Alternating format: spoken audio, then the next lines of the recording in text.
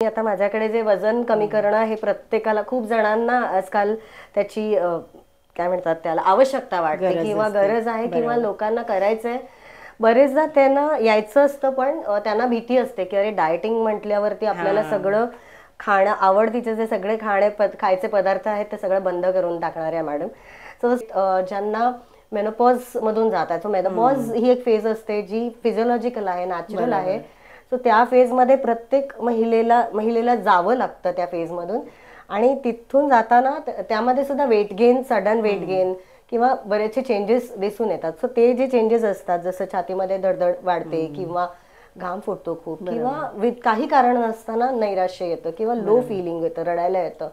तर ह्या सगळ्या फेजमधून आणि ऑफकोर्स फॅमिली मेंबर्सना सुद्धा हे अवेअरनेस पाहिजे की आपल्या घरात आपली आई आहे किंवा अजून कोण आहेत. जर जॉईंट फॅमिलीमध्ये तुम्ही राहत असाल तर ते अशा पद्धतीने त्या फेजमधून जातात. तर मध्ये एस्पेशली प्रायोरिटी मिसिंग असते, कारण पूर्वीपासूनच असं एक काय म्हणतात कल्चर झालेलं आहे की सगळ्यांचं जेवण झाल्यावरती मग ते शेवटी ती स्त्री खाणार आणि त्यामुळे ते न्यूट्रिशन व्हॅल्यू त्या अन्नामध्ये नसणार आहे.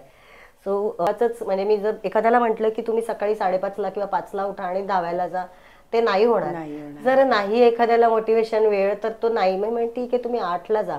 जे कोणतं क्षेत्र निवडाल त्याच्यामध्ये तुम्ही कन्सिस्टन्टली तुम्ही काही ना काहीतरी नवीन करत राहिलात तर तुम्ही डेफिनेटली सक्सेस अचीव्ह कराल.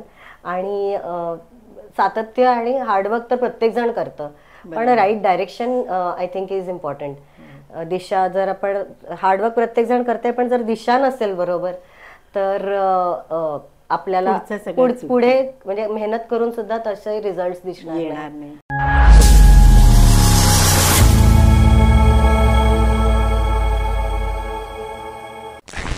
नमस्कार, मी वैष्णवी कदम. बिझनेस टॉक मराठी या खास मराठी पॉडकास्टमध्ये तुमच्या सगळ्यांचं पुन्हा एकदा स्वागत आहे. आज मी अजून एक नवीन विषय घेऊन आले. विषय सगळ्यांचाच खूप आवडीचा आहे आणि आपण आज त्यांच्याशी गप्पा करून खूप काही माहिती मिळवणार आहोत. तर चला भेटूया. डॉक्टर प्राची अंबोलकर. मॅम नमस्कार. नमस्कार. बिझनेस टॉक मराठीमध्ये तुमचं स्वागत आहे. मॅम आजचा विषय खरं तर खूप छान आहे आणि आजच्या दिवशी म्हणजे वुमेन्स डेच्या दिवशी तुम्ही माझ्या स्टुडिओला आल्या आहात आणि माझ्या सगळ्या मैत्रिणींना खूप छान माहिती देणार आहात. त्यासाठी पुन्हा एकदा धन्यवाद. Thank you so much. धन्यवाद. डॉक्टर प्राची अंबोलकर या एक अनुभवी डायटिशियन आणि न्यूट्रिशनिस्ट आहेत. त्यांनी BAMS पदवी आणि अपोलो हॉस्पिटल हैदराबाद येथून फेलोशिप इन अप्लाइड न्यूट्रिशन पूर्ण केले आहे. त्यांना 19 वर्षाहून अधिक अनुभव आहे आणि त्या wellness Centauri clinic new Panvel येथे कार्यरत आहेत. तर चला समजून घेऊया डॉक्टर प्राची अंबोलकर यांना. मॅम, मेडिकल आणि न्यूट्रिशन क्षेत्राबद्दल सांगा, काय सांगाल त्याच्याबद्दल? मी जेव्हा BAMS पूर्ण केलं त्यानंतर मी हॉस्पिटल्समध्ये काम करत होते आणि हॉस्पिटल्समध्ये काम करताना अनेक म्हणजे पेशंट्स यायचे, जसे डायबिटीसचे पेशंट्स आहेत किंवा वेगवेगळे. त्यावेळेस अराउंड 2010-14 म्हणजे त्या दरम्यान साधारण डायबिटीज वॉज ऑल्सो, डायबिटीज सुद्धा वाढत होता. डायबिटीजचं प्रमाण भारतामध्ये वाढत होतं आणि त्या दरम्यान म्हणजे असा एक विचार आला की बरेचदा असं व्हायचं की पेशंट्स डायबिटीजचा त्रास जास्त झाल्यावरती डॉक्टरकडे येतात.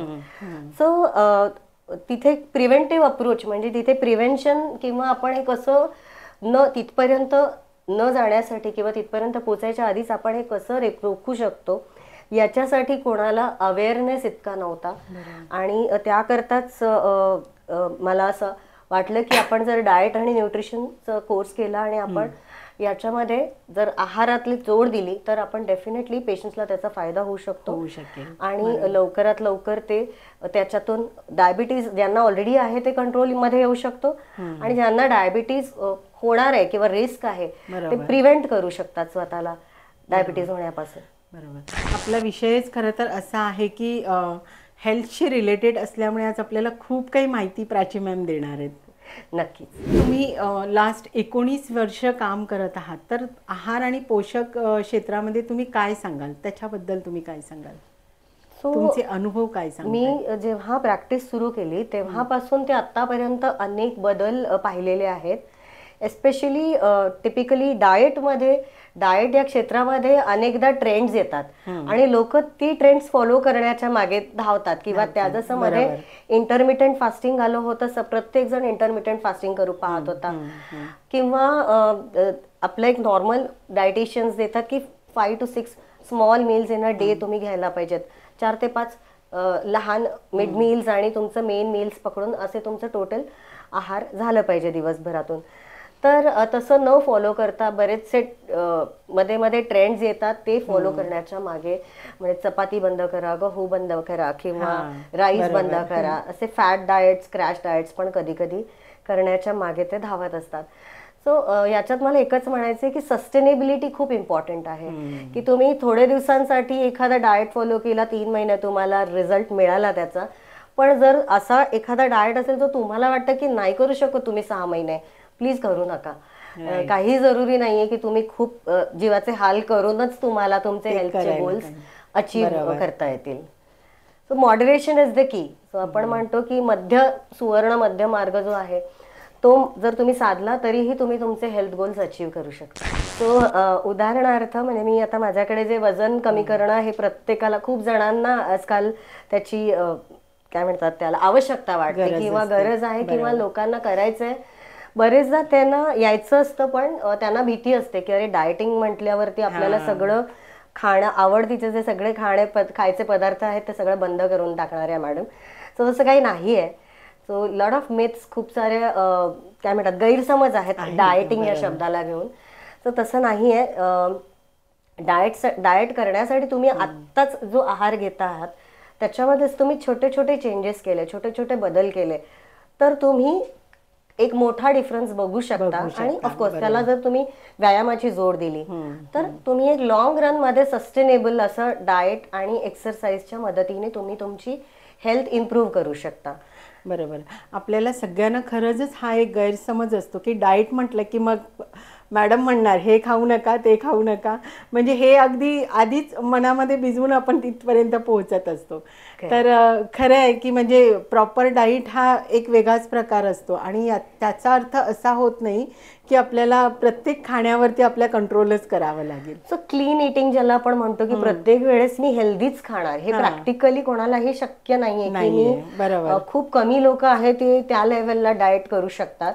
सो इट्स बेटर की तुम्हाला एक हेल्थ गोल अचीव्ह करायचं ते तुम्ही एक गोल पहिले तुम्हाला काय अचीव्ह करायचे हे क्लॅरिटी येऊ द्या की मला 10 किलो वजन कमी केलं तर माझ्या हेल्थमध्ये पॉझिटिव्ह चेंजेस येणार आहेत. जसं आता आपण बघतो महिला दिनानिमित्त किंवा माझ्याकडे अनेक महिला येतात की ज्यांचं वजन वाढल्यामुळे त्यांना कन्सीव्ह करायला चॅलेंजेस येतात. सो त्यांना वजन 10 किलो कमी झालं की they are able to conceive, अशा पण आपण बघितलेलं आहे. किंवा अशा महिला आहेत ज्यांना मेनोपॉज मधून जातात. सो मेनोपॉज ही एक फेज असते जी फिजिओलॉजिकल आहे, नॅचरल आहे. सो त्या फेजमध्ये प्रत्येक महिलेला जावं लागतं त्या फेजमधून आणि तिथून जाताना त्यामध्ये सुद्धा weight gain, sudden weight gain किंवा बरेचसे चेंजेस दिसून येतात. सो ते जे चेंजेस असतात जसं छातीमध्ये धडधड वाढते किंवा घाम फुटतो खूप किंवा काही कारण नसताना नैराश्य येतं किंवा लो फिलिंग येतं, रडायला येतं. तर ह्या सगळ्या फेजमधून आणि ऑफकोर्स फॅमिली मेंबर्सना सुद्धा हे अवेअरनेस पाहिजे की आपल्या घरात आपली आई आहे किंवा अजून कोण आहेत, जर जॉईंट फॅमिलीमध्ये तुम्ही राहत असाल तर ते अशा पद्धतीने त्या फेजमधून जातात तर एक सपोर्ट लागतो. नाहीतर मग त्यांना प्रश्न पडतो की अरे कधी ना चिडणारी माझी आई आज का लहान लहान गोष्टींवरून इरिटेट होतीये किंवा चिडतीये, तो राग काढतीये माझ्यावर. सो हे एक अवेअरनेस आहे जो असला पाहिजे आणि त्यांना हेल्प करण्याकरता म्हणजे त्या छोट्या छोट्या गोष्टी जसं त्या व्यायाम करू शकतात, ब्रिस्क वॉकिंग करू शकतात.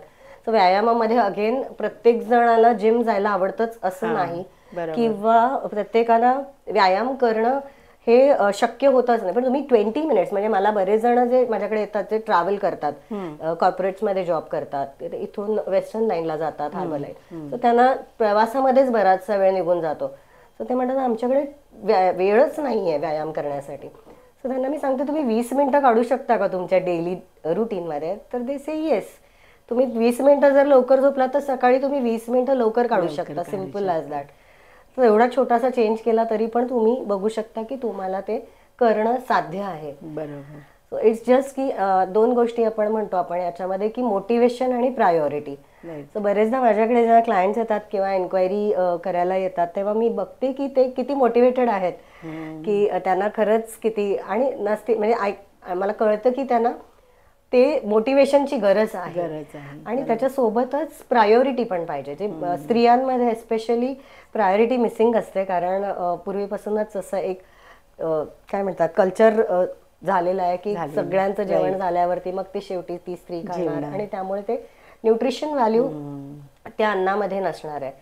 सो किंवा प्रेग्नन्सी नंतर किंवा डिलिव्हरी नंतर जेव्हा बाळ झालेलं असतं किंवा त्या बाळाला खाऊ घातल्यानंतर मग ते बाळाचं उरलेलं अन्न आई खाणार, त्यानंतर मग आईचं पण वेट गेन होतं किंवा अशा पद्धतीने हॉर्मोनल चेंजेस मधून ऑलरेडी ती जात असते.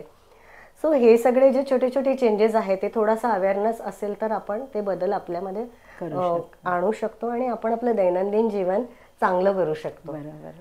मॅम, आपण विविध आहार कार्यक्रम पण घेता, जसे 8 आठवड्याचं वजन कमी करणं, 12 आठवड्यात वजन कमी करणं, तर त्याबद्दल सांगा. Definitely. So 8 weeks weight loss challenge म्हणून आपल्याकडे एक डाएट प्रोग्राम आहे. त्याच्यामध्ये जे असतं असं आहे की तुम्ही जसं मी मगाशी म्हणाले की आपण जे रुटीन दैनंदिन जीवनामध्ये जे होममेड फूड किंवा घरचं जेवण जेवतोय तेच जेवणामध्ये आपल्याला थोडे थोडे चेंजेस जर केले ज्या डुएबल आहेत की करण्यासारख्या गोष्टी आहेत आणि त्या तुम्ही केल्या तुमचे फूड चॉईसेस आणि तुमचं लाईफस्टाईल सगळं कन्सिडर करून, तर तुम्हाला साधारण आणि आपण वीकली बेसिसवरती त्याचं फॉलोअप घेतो की साधारण 1 आठवड्याला तुमचं किती वजन कमी झालंय. कमीत कमी अर्धा किलो होणं अपेक्षित आहे, मॅक्सिमम 1 किलो होणं हे हेल्दी आहे. सो साधारण 1 महिन्यामध्ये 4 किलो डिपेंडिंग ऑन प्रत्येकाचं एज किंवा त्यांचं जे मेडिकल हिस्ट्री काय आहे त्याच्यावरती कधी कधी डिपेंड असतं, कारण प्रत्येकाचं मेटाबॉलिझम वेगळं वेगळं असतं. सो अशा पद्धतीने आपण ते ट्रॅकिंग करत राहतो आणि मग 8 वीक्स वेट लॉस चॅलेंजमध्ये आपल्याला दिसून येतं की साधारण एखाद्याला जर 10 किलो कमी करायचं असेल तर साधारण 5 महिन्यामध्ये ते पूर्ण टार्गेट अचीव्ह होतं. सो मी हँडहोल्ड तोपर्यंत करते जोपर्यंत त्यांना रिझल्ट येत नाही, कारण at the end of the day मला सुद्धा रिझल्ट पाहिजे असतो. सो अशा पद्धतीने ते आहेत. आणि दुसरं आहे वेट गेन चॅलेंज आहे 12 वीक्सचं. त्याच्यामध्ये पण हेच आहे की बेसिकली ज्यांना वेट गेन करायचं आहे त्यांना आहार डेफिनेटली वाढवायचा आहे आणि खायचं आहे. ते नॉर्मली आता जेवढं खातात त्याच्यापेक्षा जास्त त्यांना खायचंय. सो बरेचदा असं होतं ते त्यांच्या पद्धतीने प्रयत्न करतात पण त्यांना तसं काही रिझल्ट नाही मिळत, मग ते रीच आउट करतात आम्हाला. मग आम्ही त्यांना मार्गदर्शन करतो की कशा पद्धतीने आणि मग परत त्याच्यामध्ये फॉलोअप आणि ट्रॅकिंग करत राहायचं. तेवढाच ड्युरेशन. सो प्रत्येकाला किती त्यांचं हेल्थ गोल आहे काय आहे त्यानुसार तेवढा काळ लागू शकतो. ह्या सगळ्यासाठी तुमच्या क्लायंटचा रिस्पॉन्स कसा असतो? किती सपोर्ट करतात ह्या सगळ्या प्रोग्रामला किंवा ह्या सगळ्या ट्रीटमेंटला? सो डेफिनेटली 2 वे कमिटमेंट आहे मी असं म्हणेन ते, कारण डेफिनेटली मी नुसतं गायडन्स करून पण मी त्यांना हेच सांगते की मी म्हणजे कितीही आयडियल डाएट प्लॅन लिहून दिला पण जर तुम्हाला तो फॉलो करता येणार नसेल तर त्याला काही अर्थ नाहीये. सो त्यांना रिझल्ट जर हवा असेल तर आपल्याला जसं मी म्हटलं की सुवर्ण मध्य, की त्यांचं जे काही रुटीन आहे त्यांना जे जमणार आहे त्यांना जे आवडत आहेत फूड्स किंवा जमणार आहे करायला तसं सगळं इन्क्लूड करूनच आपण तो डाएट प्लॅन करतो आणि त्याप्रमाणे फॉलोअप घेतो. सो जनरली त्यांचा फॉलोअप जितकं रेग्युलर म्हणजे ज्यांना रिझल्ट मिळालेले आहेत ते मॅक्सिमम लोक अशीच आहेत ज्यांनी फॉलोअप केलेला आहे, कारण फॉलोअप इज व्हेरी इम्पॉर्टंट. बरोबर, त्याशिवाय पुढे जाता येत नाही.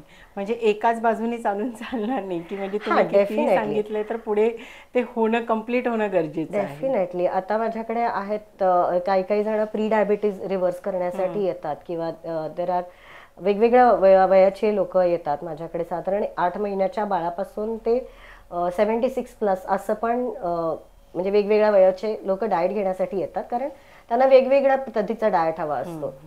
जनरली ऑफकोर्स मॅक्सिमम लोक हे वजन कमी करण्याकरता येतात आणि त्याच्यामध्ये हेच आहे की तुम्हाला पण म्हणजे त्यांची जर्नी जेव्हा चालू असते त्यावेळेस त्यांना हँड होल्डिंग करणं किंवा त्यांना मोटिवेट करणं किंवा त्यांना असं वाटतं की अरे कुठेतरी स्टक झालं, कारण ह्याच्यामध्ये सगळे त्यांचं जे रुटीनमध्ये आपल्याकडे अनेक फेस्टिवल्स असतात.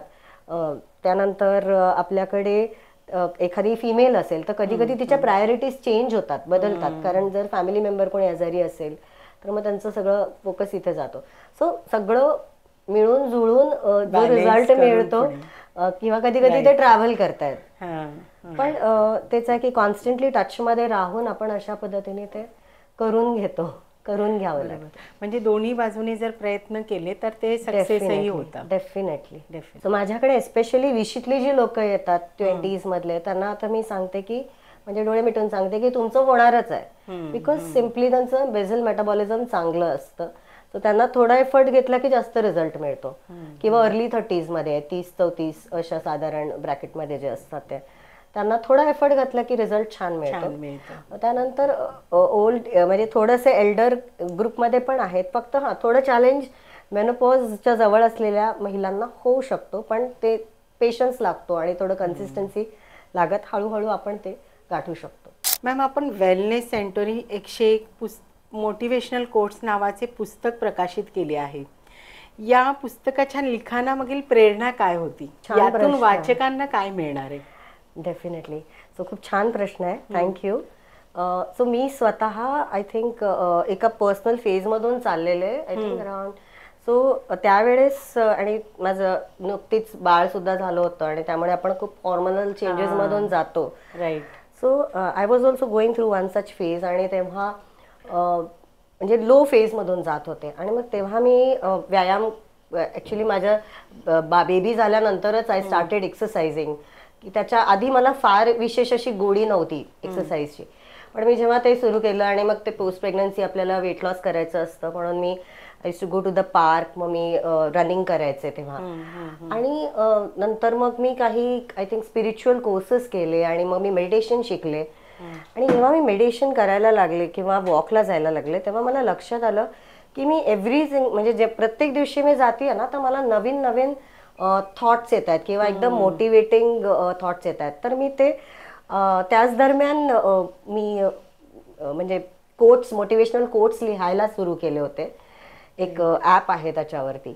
आणि मी असं डेली मी जायचं तर मला असं लक्षात यायचं अरे मी डेली काहीतरी नवीन सुचते. तर मला असं वाटलं कदाचित मी व्यायाम आणि प्लस मेडिटेशन करते ना, तर ह्यातून हे मेंदूला किंवा मेंदूचं थिंकिंग, अनालिटिकल थिंकिंग आपलं वाढतंय आणि बरेच पॉझिटिव्ह चेंज जाणवतोय. सो त्याच्यामुळे मी ते लिहायला सुरुवात केली. One liners, small. आणि असं करता करता मला वाटतं जवळजवळ 100+ कोट्स माझ्याकडे झाले. आणि समोरून अशी एक संधी चालून आली की आपण याचं पुस्तक पब्लिश करूयात. सो हे पुस्तक पब्लिश झालेलं आहे. हे ॲमेझॉनवरही आहे. 23 पेक्षा जास्त देशांमध्ये हे बाय करता येऊ शकतो ॲमेझॉनवरून. ग्रेट. आणि याचं ज्यांनी वाचलेलं आहे त्यांनी मला छान फीडबॅक देखील दिलेला आहे. सो इट इज बेसिकली माझ्याकडे जे येणारे लोक आहेत त्यांना मोटिवेशनची आवश्यकता असते. सो हे एक पुस्तक आहे जेणेकरून त्यांना सेल्फ मोटिवेशन करता येईल, स्वतःला मोटिवेट करता येईल. दॅट इज वन थिंग की वाचकांना त्याचा फायदा होऊ शकतो. आणि आय थिंक दॅट्स इट. आणि मोटिवेशन प्लस प्रायोरिटीज असं मी म्हणते की डे टू डे जीवनामध्ये आपण जर आपली हेल्थ प्रायोरिटी स्पेशली महिलांनी ठेवली तर मग ते डेफिनेटली त्यांचं हेल्थ चांगली अजून बेटर करू शकतात. मॅम, प्रॅक्टिस करताना जेव्हा क्लायंटला तुम्ही काही प्लॅन देता तर त्याच्यासाठी एक्झॅक्टली कशी तयारी करता? सो त्यांना डाएट प्लॅन देण्याच्या आधी मी त्यांची एक हिस्ट्री म्हणजे एक साधारण एक तासभर लागतो आम्हाला. जेव्हा मी त्यांची हिस्ट्री जाणून घेते की त्यांना फर्स्ट अप्रोच असं असतं की त्यांना काय हवंय, what are they looking for, त्यांना काय अपेक्षित आहे किंवा त्यांना त्यांच्या मनामध्ये काय आहे हे पहिले मी जाणून घ्यायचा प्रयत्न करते. बरोबर. कारण प्रत्येकाच्या एक्सपेक्टेशन्स वेगळ्या असू शकतात. प्रत्येकाची हेल्थ कंडिशन वेगळी असू शकते आणि प्रत्येकाला काय हवंय हे सुद्धा वेगवेगळ्या पद्धतीने ते अचीव करण्याचा प्रयत्न करतात. सो अनरिअलिस्टिक म्हणजे जे आपण म्हणतो की उगाच म्हणजे मी जर एखाद्याला म्हटलं की तुम्ही सकाळी 5:30ला किंवा 5ला उठा आणि धावायला जा, ते नाही होणार. जर नाही एखाद्याला मोटिवेशन वेळ तर तो नाही. मी म्हणते की तुम्ही 8ला जा पण तुम्ही जा. सो ते करणं महत्वाचं आहे. तुम्ही अगदीच आयडियली केलं पाहिजे असं काही नाहीये.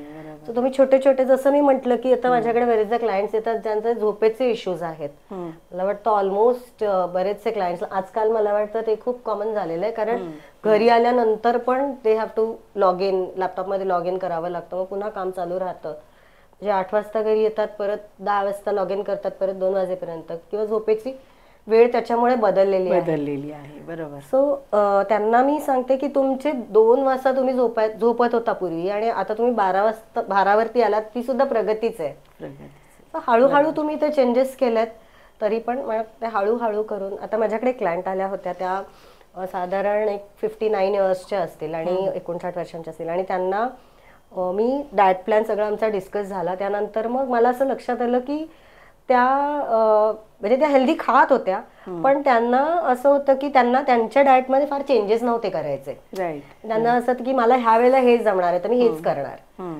तर मग मी म्हटलं आता काय करायचं, तर मी त्यांचा पूर्ण, कारण त्यांना थायरॉइडचा पण इश्यू होता, तर मी त्यांच्या पूर्ण शेड्यूलमध्ये फक्त सकाळचा जो वेळ होते, सकाळची वेळ 5 ते 9 हे 3 ते 4 तास एवढ्याच 3-4 तासांमध्ये बदल केले, ज्या त्यांनी पण ऍक्सेप्ट केले की मी हे करू शकते. त्याच्यामध्येच छोटेसे बदल केले आणि ते बदल केल्यानंतर मग बाकी तर दिवसभर त्यांचं आहे ते चालू होतं. त्यानंतर त्यांना जो 1 आठवड्याने किंवा 10 दिवसांनी 2 आठवड्यांनी जो डिफरन्स दिसायला लागला त्यांच्या हेल्थमध्ये, त्यानंतर त्या मोटिवेट झाल्या. मग आय थिंक त्यांचा एक 5-7 किलो कमी झाला. पुन्हा आल्या, मला म्हणाल्या की आता माझं वजन 70च्या खाली आलंय, आता मला अजून 5 किलो कमी करायचंय. सो हे अशा पद्धतीने थोडं थोडं त्यांच्या कलेनी आपण घ्यावं लागतं. बरोबर. हे प्रत्येकाचं वेगळं असू शकतं की आय कॅन अंडरस्टँड की एक पर्टिक्युलर एज नंतर तुमची माइंडसेट फ्लेक्झिबल नसू शकतो किंवा तुम्हाला अडॅप्ट करायला थोडा वेळ लागू शकतो. तर त्यांना रिझल्ट दिसल्यावर मग ते मोटिवेट होतात की नाही आपण अजून करूयात. सो हे प्रत्येकाच्या नुसार आपल्याला बघावं लागतं. म्हणजे जर हजबंड वाईफ एका रूफ खाली राहतात तरी पण नॉट नेसेसरी त्यांच्या आवडीनिवडी वेगळ्या असतात किंवा त्यांची लाईफस्टाईल वेगळी असू शकते. सो जो डाएट ऑफकोर्स ते जेवण एकच जेवणार आहेत, पण जसं मी म्हटलं की त्यांच्या आवडीनिवडी वेगळ्या असल्यामुळे त्यांना छोटे छोटे चेंजेस त्याच्यामध्ये आपण केले तर प्रत्येकासाठी आपण रिझल्ट वेगळा बघू शकतो. मॅम, आता ह्या क्षेत्रात खूप लोक येऊ पाहत आहेत.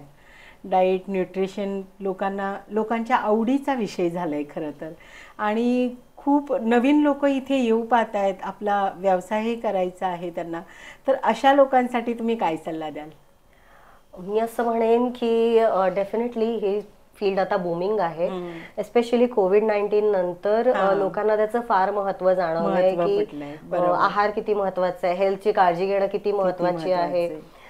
त्यानंतर योगाचं महत्व जाणवलंय किंवा लोक आता ऑल्टरनेटिव्ह मेडिसिनकडे पण वळतायत, आयुर्वेदाकडे किंवा होमिओपॅथीकडे. सो आणि असे नवीन नवीन व्हायरसेस आणि आजार येत आहेत, त्याच्यामुळे लोकांचा कल नॅचरल हिलिंगकडे वळलेला आहे. की ज्या नवीन क्षेत्रामध्ये, या क्षेत्रामध्ये नवीन नवीन मुली ज्या येत आहेत किंवा नवीन कोर्सेस करतात डाएट अँड माझ्याकडे पण खूप जण विचारतात की आम्ही, म्हणजे वेगवेगळ्या क्षेत्रातले डॉक्टर्स आहेत ते देखील मला विचारतात की मला कुठचा तरी तुम्ही डाएट अँड न्यूट्रिशनचा कोर्स सजेस्ट करा. तर माझं त्यांना एकच म्हणणं आहे की तुम्ही जे कोणतं क्षेत्र निवडाल त्याच्यामध्ये तुम्ही कन्सिस्टन्टली तुम्ही काही ना काहीतरी नवीन करत राहिलात तर तुम्ही डेफिनेटली सक्सेस अचीव्ह कराल. आणि सातत्य आणि हार्डवर्क तर प्रत्येक जण करतं, पण right direction I think is important. दिशा, जर आपण हार्डवर्क प्रत्येक जण करते पण जर दिशा नसेल बरोबर तर आपल्याला पुढे म्हणजे मेहनत करून सुद्धा तसे रिझल्ट दिसणार नाही. बरोबर. बट ह्याच्यासाठी पर्टिक्युलर काही कोर्सेस आहेत का किंवा कुठल्या कॉलेजेस? मुंबई युनिव्हर्सिटीमध्ये आहेत काही कोर्सेस आहेत डाएट अँड न्यूट्रिशनचे आहेत. त्यानंतर प्रायव्हेट कोर्सेस पण आहेत, पण बऱ्याच जणांना ते डेडिकेटेड 3 वर्षांचे जो कोर्स आहे, BSc न्यूट्रिशन म्हणून आहे किंवा MSc न्यूट्रिशन म्हणून आहे, तो ते करू शकतात किंवा नॉर्मली त्यातूनच बाहेर पडून ते डाएट अँड न्यूट्रिशनची प्रॅक्टिस करतात.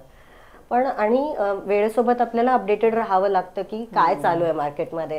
कारण आता मला रिसेंटली जे येतात ते विचारतात अँटी इन्फ्लेमेटरी डाएट पाहिजे आम्हाला. सो जे ते इंस्टाग्रामवर बघतात किंवा युट्यूबवर बघतात ते येऊन मला विचारतात की अरे हा डाएट काय आहे, हे डाएट पाहिजे, हा आम्ही केला तर आम्हाला काय रिझल्ट मिळेल. अशा पद्धतीने ते पण तुम्हाला अवेअरनेस राहावा लागतो की, आणि जसे ऋतू बदलतात त्यानुसार पण तुमच्या आहारात तुम्ही काय काय बदल करू शकता. सीझनल फ्रुट्स तुम्ही इन्क्लूड करू शकता जेणेकरून तुम्हाला त्या पद्धतीचे रिझल्ट्स मिळतील. सो छोट्या छोट्या गोष्टी असतात आणि डाएट टिप्स शेअर करत राहिले तर मग त्याचा फायदा सो जास्तीत जास्त लोकांना जर होत असेल तर मग लोक तुमच्याकडे ऑटोमॅटिकली येतात. बरोबर.